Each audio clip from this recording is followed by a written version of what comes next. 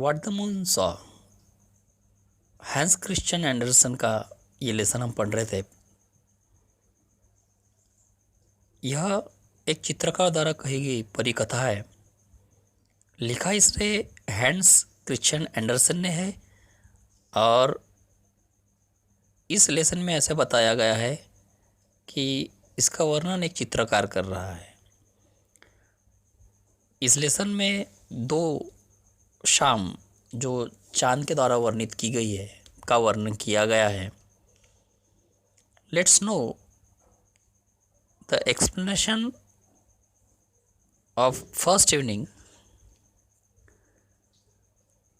Last night I am quoting the moon's own words. I was gliding through the cloudless Indian sky. चांद पहली शाम का वर्णन कर रहा है और वो अपने शब्दों में बता रहा है। लास्ट नाइट, पिछली रात, I was gliding through the cloudless Indian sky. मैं धीरे धीरे आगे बढ़ रहा था भारतीय आकाश में, स्वच्छ आकाश में। क्लाउडलेस मीन्स जहाँ बादल ना हो, स्वच्छ आकाश हो वहाँ। My face was mirrored in the waters of the Gangas and my beams straw to pierce through the thick intertwining bugs of the bananas.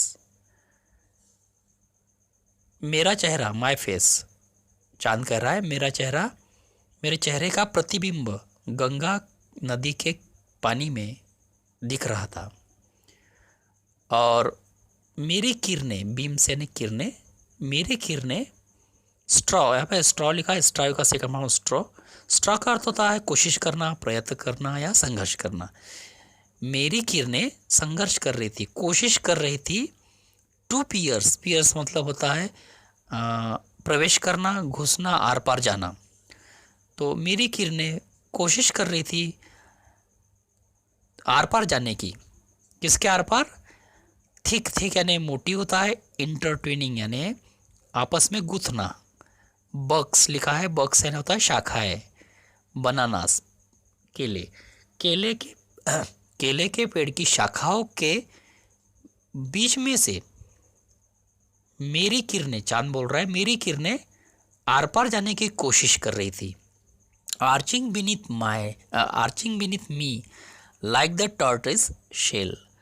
और मुझे दिख रहा था गोलाई के आकार का टॉर्टोइज का शेल, जो कि धीरे धीरे मेरे आगे जाता हुआ प्रतीत हो रहा था। फोर्थ, यहाँ पे वर्ड लिखा है फोर्थ यानी आगे। Fourth from thicket tripped a Hindu maid, light as gazelle, beautiful as Eve. Fourth, आगे एक हिंदुस्तानी महिला, हिंदुस्तानी युवती, हिंदुस्तानी लड़की खड़ी थी, लाइट एज गैजल। यहाँ पे गैजल करके एक वर्ड है। गैजल का अर्थ होता है सुंदर, सुंदर छोटा मृग या छोटा सा हिरन। वह युवती गजल के समान थी, सुंदर। ब्यूटीफुल एज यू, शाम की तरह सुंदर थी। Daughter of Hindustan, sorry, beautiful as you, airy and ethereal as a vision. और वह आकाशीय, आकर्षक ऐसी कन्या दिखाई दे रही थी। And yet sharply defined amid the surrounding shadows. Yet यानी फिर भी चांद बोल रहा है, फिर भी सराउंडिंग शेडोज, चारों तरफ अंधेरा था, छाया थी, इनके बीच में भी मैं उसे पहचान पा रहा था, डिफाइन कर पा रहा था। Stood this daughter of Hindustan, उस खड़ी हिंदुस्तानी लड़की को मैं पहचान पा रहा था। I could read on her dedicate bro the thought that had brought her hither.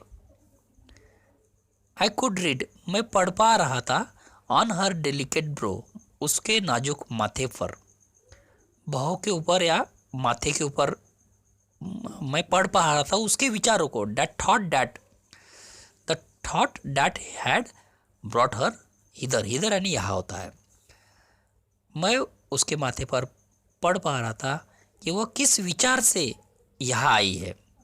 The thorny creeping plants tore her sandals, कटीले जो पौधे हैं, झाड़ियाँ है, उससे उसके सैंडल टूट चुकी थी, कट चुकी थी। But for all that she came rapidly forward, लेकिन किंतु इसके बावजूद भी वह रैपिडली यानी तेज गति से आगे बढ़ रही थी। The deer that had come down to the river to quench her thirst, मानो एक एक हिरन जो कम डाउन नदी के किनारे पर नीचे आई है। क्वेंच यानी होता है बुझाना, थर्स्ट यानी प्यास, जो प्यास बुझाने के लिए आई है। Sprang by with a startle bound, for in her hand the maiden bore a lighted lamp. Sprang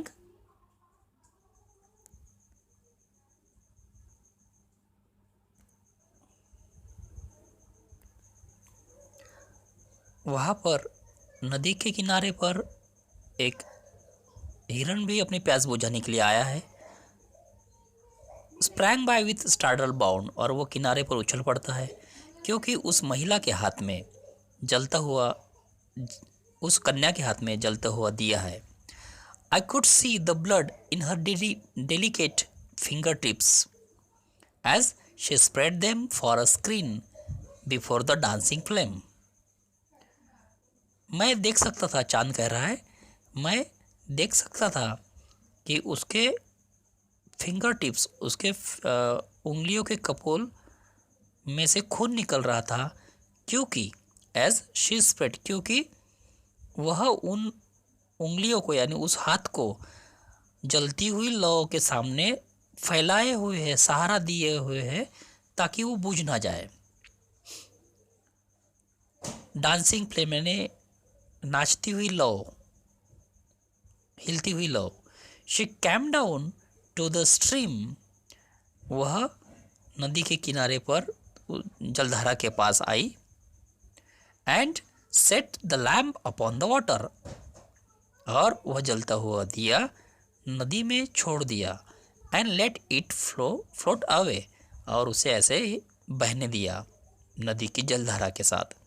the flame flickered to and fro, वह जो दिया है उस दिए की लौ फ्लिकर्ड यानी लहराना, हिलना, हिल रही थी। टू एंड फ्रो यानी इधर उधर, आगे पीछे, इधर उधर यानी to and fro. And seemed ready to expire, और ऐसा प्रतीत हो रहा था मानो वह बुझने वाली है। But still the lamp burned on, किंतु वह दिया जलता रहा। And the girls back sparking eyes half felt behind their long silken lashes, और वह दिया जलता रहा। वह लड़की जिसकी काली चमकती हुई आंखें हैं, हाफ वेल्ड यानी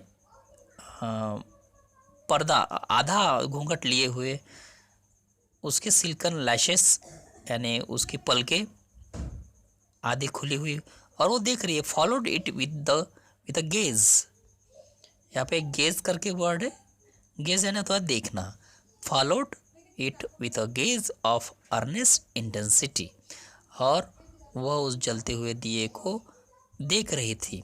अर्नेस्ट का अर्थ होता है उत्सुक, इंटेंसिटी यानी तीव्रता, उत्सुकता के साथ, तीव्र उत्सुकता के साथ उस जलते हुए दिए को जो कि नदी में बह रहा था उसको देख रही थी। शी न्यू, वह जानती थी, she knew that if the lamp continue to burn so long as she could keep it in sight, her betrothed was still alive. वह जानती थी यदि वह दिया कंटिन्यू निरंतर जलता रहा, जब तक कि उसकी नज़रें उस दिए पर है, जब तक कि वो दिया उसके नज़रों से ओझल ना हो जाए, तब तक अगर वो जलता रहा तो उसका मंगेतर जीवित रहेगा। But if the lamp was suddenly extinguished he was dead. Extinguish means होता है बूझना या बुझा हुआ, और यदि वह दिया अचानक बुझ जाए तो उसका मंगेतर मर जाएगा। ही वॉज डेड, वो उसकी मृत्यु हो जाएंगी, ऐसा उसकी मान्यता थी। And the lamp burn bravely on, और दिया साहस के साथ जलता रहा। And she fell on her knees, वह घुटनों के बल बैठी। एंड प्रेड, और प्रार्थना की। Near her in the grass, नज़दीक ही घास में। ले अ स्पेकल्ड स्नैक, वहाँ पे जहरीला धब्बेदार एक सांप था। बट शी हिडेड इट नॉट, लेकिन उसने उसका और ध्यान नहीं दिया। हिडेड नॉट मतलब ध्यान नहीं दिया। She thought only of Brahma and her betrothed, उसका ध्यान सिर्फ उसके विचार में सिर्फ ब्रह्मा और उसका मंगेतर था। He lives, he shouted joyfully, वह जीवित है, वह दीर्घायु है। उसने खुशी से वो चीखी, जोर से चिल्लाई। ही लाइव्स, वह जीवित है। इस प्रकार से उसका विश्वास था कि दिया अगर जलता रहा तो उसके मंगेतर का भी जीवन लंबा होगा, दीर्घायु होगा। और वो दिया जलता रहा तो वो खुशी से चिल्लाई, वह जीवित है, वह दीर्घायु है। And from the mountains the echo came back upon her, he lives, और उसका जो चीखने का आवाज़ है वह जीवित है, वह पर्वतों से टकराकर परिवर्तित होकर इको साउंड में फिर से वापस आया। यह पहली शाम थी जो चांद के द्वारा एक्सप्लेन की गई थी। इसके बाद हम सेकंड इवनिंग के बारे में पढ़ते हैं। Now let's know about the second evening which was explained by the moon. Yesterday said the moon to me, चांद ने मुझसे कहा, मतलब चित्रकार से कहा। Yesterday कल, I looked down upon a small courtyard surrounded on all sides by houses. I looked down, मैंने नीचे देखा, चांद कहता है मैंने नीचे झांक कर देखा। स्मॉल कोर्टयार्ड, छोटे से आंगन में, कोर्टयार्ड मीन्स आंगन। Surrounded on all sides by houses, जो चारों ओर से सभी तरफ से घरों से घिरा हुआ था, एक आंगन देखा। In the courtyard set a clucking hen with 11 chickens, उस आंगन में मैंने बैठी हुई क्लकिंग यानी चिड़ियों मैंने मुर्गे की आवाज़, मुर्गे जो आवाज़ करते वो क्लकिंग हैन, मुर्गी और उसके 11 चिकन्स, उसके 11 बच्चे बैठे हुए थे। And a pretty little girl was running and jumping around them, और एक प्रिटी गर्ल, एक सुंदर छोटी सी बच्ची, लड़की उनके आजू बाजू उछल कूद कर रही थी, खेल रही थी, दौड़ रही थी, कूद रही थी। द हैन वॉज फ्राइटेंड, वह मुर्गी डर गई। फ्राइटेंड मीन्स डरना। एंड स्क्रीम, और जोर से चीखी यानी चिल्लाई, जोर से आवाज़ की उस मुर्गी ने। And spread out her wings over the little brute, और उसे लगा कि उनके बच्चों को खतरा है, और उनको सुरक्षित रखने के लिए उस मुर्गी ने अपने विंग्स, अपने पंख फैलाए उन बच्चों के ऊपर, अपने बच्चों के ऊपर। Then the girl's father came out, बाद में उस छोटी लड़की के पिताजी बाहर आए। एंड स्कॉल्डेड हर, और उस लड़की को डांटा। स्कॉल्ड मीन्स डांटना। And I glided away and thought no more of the matter, चांद कर रहा है मैं धीरे धीरे आगे बढ़ने लगा और इस मैटर के बारे में मैंने आगे नहीं सोचा। बट दिस इवनिंग, किंतु इस शाम यानी आज शाम, ओनली अ फ्यू मिनट्स एगो, कुछ मिनट पहले, I looked down into the same courtyard, मैंने उसी आंगन में नीचे देखा। एवरीथिंग वॉज क्वाइट, सब कुछ शांत था। But presently the little girl came forth again, लेकिन तभी वह लड़की आगे आई, यानी घर से बाहर आई। Crept quietly to the hen house, और वो शांति से धीरे से उस मुर्गी घर की तरफ आगे बढ़ी। पुश्ड बैक द बोल्ट, और उस दरवाजे का बोल्ट उसने दरवाजे की कुंडी से उस दरवाजे को धकेला। And slip into the apartment of the hen and chickens, और धीरे से उन बच्चों और उस मुर्गी के उस अपार्टमेंट में अंदर गई। They cried out loudly and came fluttering down from their perches, और जैसे ही उनने उस लड़की को देखा वो चिल्लाए जोर से और फ्लटरिंग यानी पंख फड़फड़ाते हुए down from their perches. Perches means होता है चिड़ियों के बैठने का जो जगह है वो जगह परचेस, मुंडारी जिसको बोलते हैं, वहाँ से वो बच्चे चिकन्स नीचे उतरे चिल्लाते हुए। एंड रैन अबाउट इन डिस्मे, और डिस्मे मीन्स होता है डरना या भयभीत होना, भयभीत होकर इधर उधर और दौड़ने लगे बच्चे मुर्गी के। And the little girl rain after them, और उनके पीछे वो लड़की छोटी सी बच्ची दौड़ने लगी। ऐसा इट कट फ्लैनली, यह सब मैं शांति से देख रहा था, स्पष्ट रूप से देख रहा था। For I looked through a hole in the hen house wall, और यह सब मैंने मुर्गी के घर की जो दीवार है उसमें होल था, उस होल में से मैंने सब देखा, ऐसा चांद बोल रहा है। I was angry with the wilful child, मैं उस स्वार्थी महत्वाकांक्षी और जिद्दी लड़की से गुस्सा था, क्रोधित था।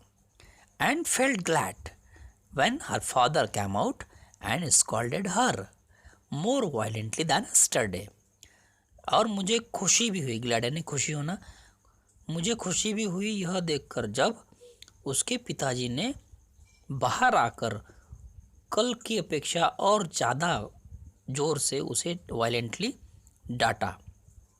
होल्डिंग हर रफली बाय द आर्म, उसकी भुजाएं, उसका हाथ पकड़कर, रफली यानी जोर से हाथ पकड़कर उसको डांटा। She held down her head, उसने अपनी गर्दन झुका ली, अपना सिर झुका लिया। And her blue eyes were full of large tears, उसकी नीली आंखें आंसुओं से भर गई। What are you about here, he ask, उसके पिताजी ने पूछा, तुम यहाँ क्यों हो, तुम यहाँ क्या कर रही हो। शी वेप्ट एंड सेड, वह रोते हुए कहने लगी, I wanted to kiss the hand I wanted to kiss the hen and beg her pardon for frightening her yesterday. वो बोलने लगी, मैं उस मुर्गी को किस करने और उसे माफ़ी मांगने आई थी क्योंकि मैंने उसे कल डरा दिया था। But I was afraid to tell you, लेकिन पिताजी मैं यह आपको बताने से डर रही थी। And the father kissed the innocent child forehead and I kissed her on the mouth and eyes. यह सब जानकर उसके पिताजी को उसकी दया आई, उस पर प्यार आया, उस पर स्नेह आया, और उस पिताजी ने अपने बच्चे के माथे को चूमा, और चांद ने उस लड़की के मुंह को और आँखों को चूमा, अर्थात चांद की किरणें उसके माउथ और आइस पर पड़ी। इस प्रकार से सेकंड इवनिंग थी।